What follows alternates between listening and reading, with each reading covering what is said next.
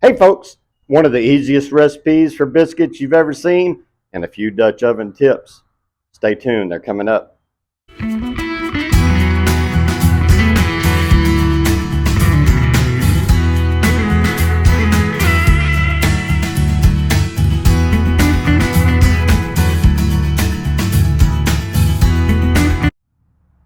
Hey folks, welcome out to the patio today. We're going to have some glare with the sun shining in on us. We're doing the best we can.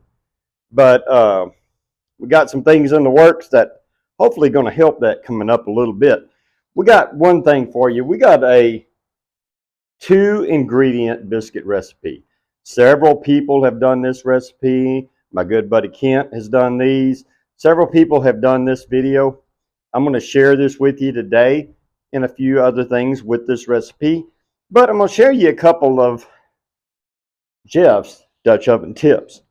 We're going to bake these biscuits today in a 10-inch Dutch oven.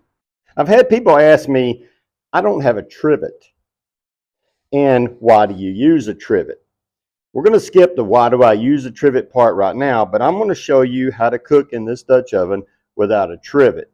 I'm going to explain a little bit of that to you now. We're going to do the biscuits, and I'll explain some more when we get ready to coal this up, all right? Here's what we got. You got these little short legs on the bottom of a camp Dutch oven. Okay, everybody puts their Dutch oven down on a trivet, and they put a ring of coals around the outside. That heat, when you're on a trivet and you're this high, comes up underneath that Dutch oven. Okay, yes, this part of the Dutch oven gets a little hotter, but you have a better heat distribution in Jeff's book, all right? So if you don't have that and you put a ring of coals around here, everything in this area of your Dutch oven is going to burn, okay? It's going to get really, really hot. So my way I do it is I put a very, very, very thin bed of coals all the way across, and I set this in there. Now your coals are close to the bottom of your Dutch oven. You know, so you don't want to get but about a ½ inch of coals, and you're going to have to turn it really often. You load up the top like you would any other time. That may not make any sense right now, but when I get ready to do it here in a minute, we'll let that happen. Oh, folks, y'all caught me not quite in front of the camera. We're trying to get the old outside fireplace, get us some good coals so that we can cook. We got some semi-damp wood going on in here. So, got to use our few tricks to get this all done up in here for you good. All right. I know y'all are suspensefully waiting. The 2-ingredient biscuits. All right, our 2 ingredients: self-rising flour and whipping cream. That's it. If you don't use self-rising flour, your biscuit's going to be flat and hard. Self-rising flour and heavy whipping cream. That's the only 2 things. There's enough fat content in that whipping cream to give you a lot of the flavor that's in there. You can add a little shredded ice cold butter to this, but you want to be careful. There's a lot of buttery milk fats in this, and if you put them in there, you could get an oily or a gummy biscuit. So you want to be careful on that. Just use this and the flour. I like to sift my flour, and we cleaned out the chuck wagon chuck box, so we're using up some things that were in the chuck box. And I do like to sift my flour, and I have this little flour sifter right here. Unfortunately, we don't have a whole lot of flour in here, so it's hard to scoop that out. There's 1 cup. And if I could sing you a song, I guess I could do that while I'm sifting this flour. But I want y'all to keep watching me, folks. All right, there's 1. That's a little shy. There we go. Now, do you have to sift your flour? No. I know a lot of people that don't. Their biscuits turn out fine. Why do I do it? I don't know. just one of my old things. Like, and if y'all have watched me in the past, I have my own habits. Like, hey folks, how y'all doing, folks? All them kind of things, and those things, y'all all seen me do that. Now, I said 2 ingredients. I'm going to doctor it up just a little because I know what we're going to eat this with. I'm going to put a pinch of salt in my sifter. Run that through there so it has about the same consistency as the flour. Okay? Now, a cup and a half. 2 cups of flour, a cup and a half. I may have said that wrong before. Okay, this is a 1 cup measuring. There we go with a cup. And eyeball in half of that as our half. Is it exactly? No. We can always add a little more flour. We can always add a little more cream. Now, you can stick your hands in here and work this together if you want, but your hands are going to be double in size because it's all going to stick to your hands right now. All right, we took the watch off so we didn't get that messed up. We're just going to take this spatula and we're kind of going to fold this together a little bit and get it kind of pre-mixed. And then what we're going to do is we're going to flour our hands and get in here. Now, you don't have to knead this dough. I fold it 2 or 3 times because to me the folding of the dough helps your biscuits and the flakiness or the layers of your biscuits when you go to pull them apart. Y'all all know what I'm talking about. We're going to get this kind of mixed up here a little bit. And folks, we've been off our schedule through the holidays. We're getting back on our schedule. But our year this year in 2025 is really got a weird schedule. So we're probably going to get as close to our schedule as we can. And we thank y'all, as we always do, for watching out for us and keeping us on your schedule. Again, this is a very simple recipe. It is not my recipe. All right, we're going to get our sifter in here. Now, this is where the recipe gets a little different compared to the way I do it and the way some of the other people might. I'm going to put a light sifting of flour on top of this. Let me get down here so it goes in there. And I also want to flour my hands. So we're going to put a good bit of flour in there so we can flour our hands. Let's kind of work this a little into a ball. If it's a little sticky, add a little more flour. If it feels a little dry to you, add a little more cream. Because I do a lot of cooking outside. Flour, no matter how you try to keep it, will absorb moisture. So if it's a humid day, your flour may be wet or damp and need just a little less liquid, or you can add a little more flour, whichever you think is best. All right, we're going to get a little flour out here on our board. Some people say, well, that's a lot of flour, Jeff. Well, y'all know how I am. Okay, we're going to put this out here. There's a few little pieces scraped around here in the bottom. I'm going to get this on here.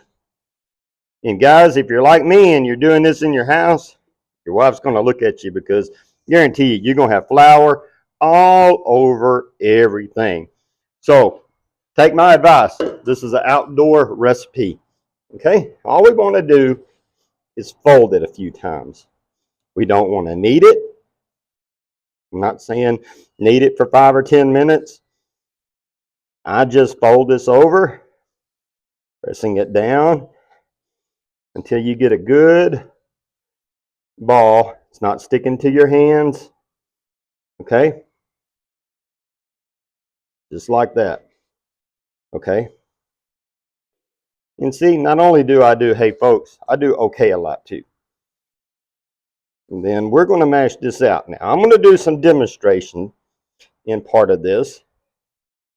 Okay? You can use a rolling pin to roll this out. But what I'm going to do is, I got dough here about a 1/2 inch thick, and I got dough a little thicker. I'm going to cut a couple biscuits both ways so I can show you what's going to happen in the Dutch oven. All right, we got our Dutch oven up here. Pull the lid off. I'm going to use Pam. You can rub this with butter, Crisco shortening. If you're old enough to remember what Crisco shortening is, a lot of young people may not. Put that in there. This recipe is not bad about sticking. I'm going to cut one and put it down in there of the 1/2 inch variety. We're going to do another one of the 1/2 inch variety. Now, this is about 1 inch thick. Now, I'm doing this for demonstrations. Okay, depending on what you want this biscuit for. I take this biscuit mix and I put some sugar in it sometimes, and I use it for similar to a strawberry shortcake. I put blueberry compote or strawberries or something over it. I'll add a little sugar to it so that it's a little sweeter dough or more dessert flavored dough. Sometimes in the morning, I pepper these up really heavy, okay, to get a lot of black pepper type flavor to that. And the rest of these, I'm going to do that way.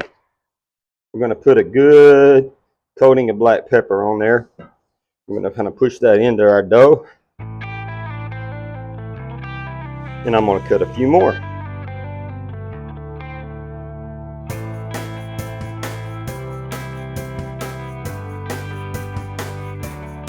And it's just 2 of us here, so we're not going to get tons and tons of biscuits.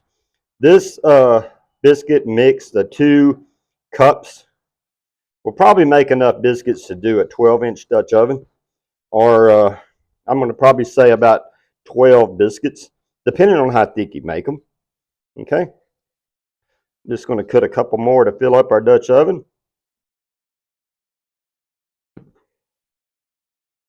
And you can crowd them if you want. Most of your rise that's going to come out of these is going to be up.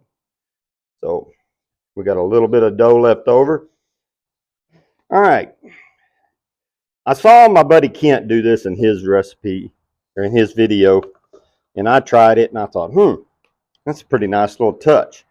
We take a little cream and a little whiz-bang brush like this. And we put a little coating over the top of the biscuits. It helps the biscuits kind of get a little brown tinge to them. It's a nice little touch. And I want to thank him for sharing that with the world. All right. We got them all fixed up. Now we're ready to cook. Okay, folks. Let's get us a few coals. Now, you want to get your coals, small chunks of coal, similar to what this is right here. Because remember, we don't have very long feet on our Dutch oven. Okay? And air to the light side and kind of make sure it's as flat as you can. Now, you don't have to worry about this if you have a trivet.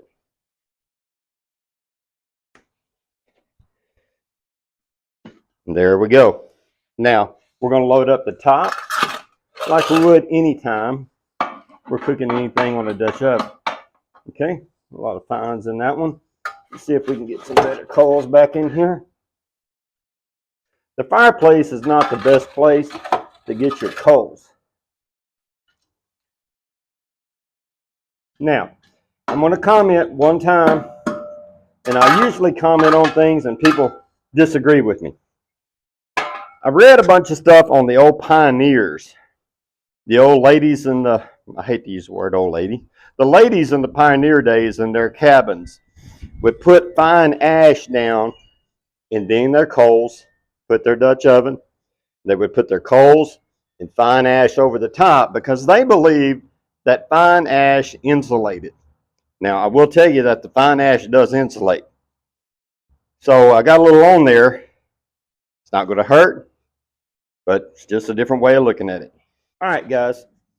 You notice I said guys instead of folks. Hey, I'm getting better. We got a very thin layer of coals on the bottom because we're cooking this not on a trivet. So we want to rotate very often. But with that in mind, your coals ain't going to last too long down here.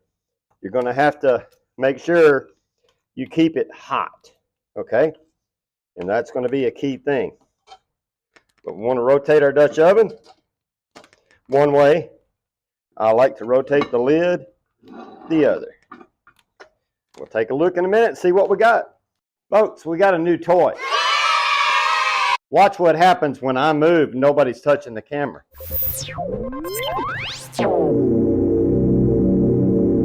It'll even follow me all the way over here in the glare of the sunlight. New thing, the camera's probably crooked, but we thought we'd show off something that Hope's going to make your videos better and more professional in the future. All right, folks, we're going to pull this off since we're on the close bottom. We've rotated it 2 or 3 times. They're still going to cook. The cast is still hot. We're going to add a few more coals up on top just to get it more. The biscuits aren't fully done yet, so we want to be careful how we do that. Add just a little heat. Again, we got some fines coming in here. The fireplace is not the best place to get your coals, okay? But you do what you have to do, just like cooking on a rainy day outside. You have to do what you have to do to make things work. Let's take the lid off and pop in there. Y'all want to step up here close and take a look?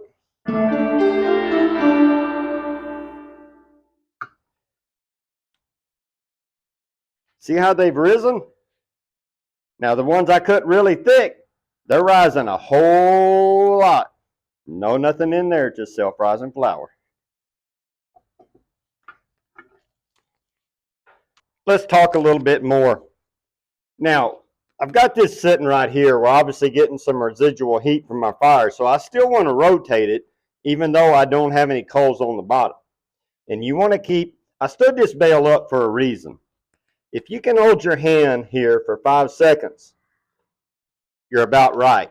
If you can't hold it for 5 seconds and you're like 2 seconds and you're back off, you're probably too hot and you're probably going to scorch rather than cook.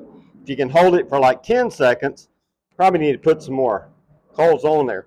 I'm on the borderline of being too hot, but let's take a peek.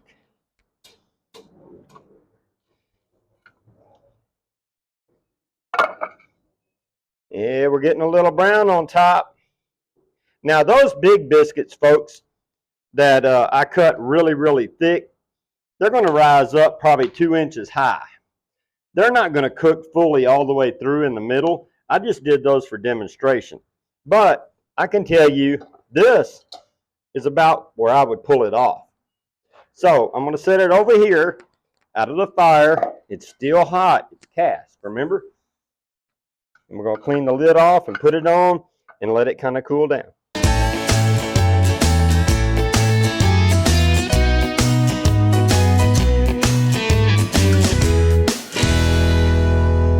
Folks, I know we've got a very simple recipe, 2 ingredients. We're talking more about Dutch oven tips. This isn't a conventional lid lifter. It can be used for a lid lifter, just like I'm doing right here. It doesn't hold your lid as secure. It's kind of floppy. What this is a lid holder. You set this down so when you pull the lid off, you can set it there without getting it in the dirt.